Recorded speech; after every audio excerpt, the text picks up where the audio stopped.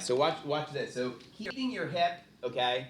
If you just sit up there from a moment with me new, I'm gonna take you through this I call it like a hip awareness exercise. And what you're gonna do is you get in your golf setup with me, right? So just get set up, ready to go. Okay, now while you're there at your setup, I want you to move your left hip 2 inches to the left. Now I want you to move it 3 inches to the right, and then 1 inch to the left.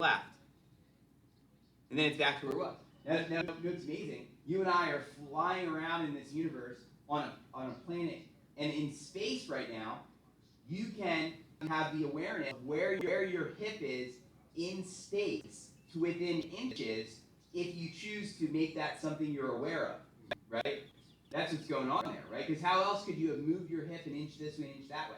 Now here's what's going on then.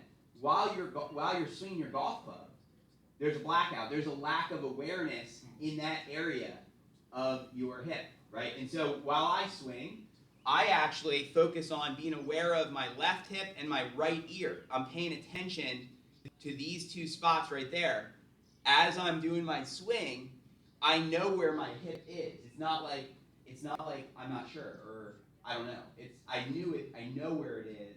To where if you interviewed me afterwards, I would say, oh yeah, I know it stayed on the line, or I know it moved a half inch off the line, or it's like there's that awareness, and so usually that's missing for players. So before we even put any props in the way, I want to see if you can give me the same swing you were just giving me, with everything else the same, except I want you to keep that left hip line. Now here's what I'm gonna do. After you hit your shot, I'm gonna ask you, did your hip move? And I'm gonna ask you how much specifically and when.